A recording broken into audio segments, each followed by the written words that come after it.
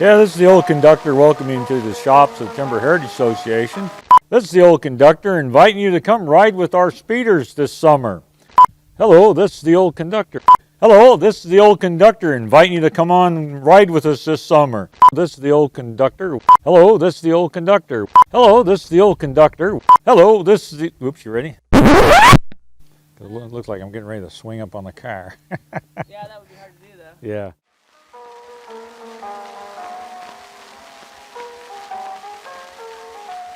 I know what I can do. I can empty my pockets. I have a museum in my pockets. Well, the conductor carried his whole office in his coat. If you don't believe me, look at all these pockets inside.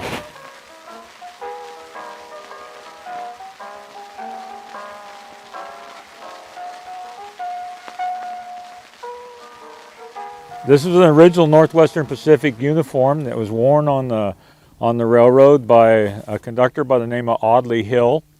I acquired the uniform probably 35, 40 years ago. One day in a yard sale, I was roaming around and I actually found a Northwestern Pacific rules and regulations book. And of all things, Audley Hill's name is inside the book. So I actually have his book and his uniform. Yeah, you carried your office on you because the conductor is the boss of the train.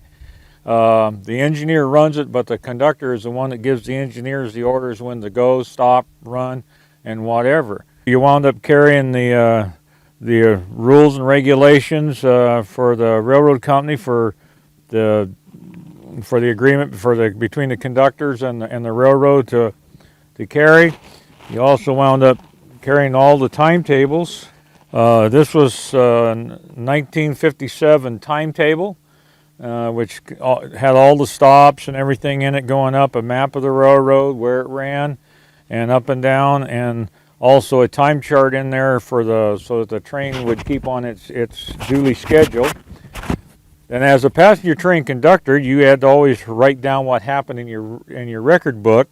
You kept a list of how many passengers you carried, where you stopped, any special freight, any special packaging you had on board that you had to deliver along the way to somebody. You wound up actually having the conductor was kind of an information guy.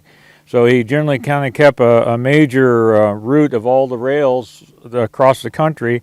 And this happened to be the connection points from San Francisco clear across the country on the Southern Pacific, Chicago Northwestern, and Union Pacific. So that way, if you were riding and you were interested in what trains were out there and you hadn't got your tickets yet, you could talk to the conductor and he could hook you up with what you needed when you got down to the destination in San Francisco. And one of the last timetables that was used on the railroad was this one right here, and it was issued 1996. There's more pockets inside here. I still haven't figured out what they're all for yet. All the old conductors that ran these passenger trains from the 1940s are all gone now, so it'd be nice to find one of those old-time guys and ask him what went in there.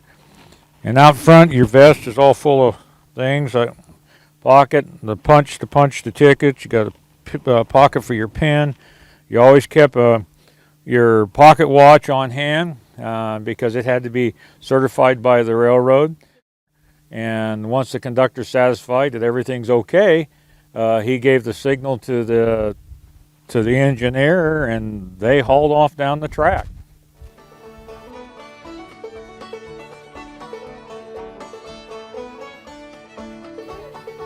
I see by the old pocket watch here, it's time to head on down the tracks. We thank you for joining us today on this video experience.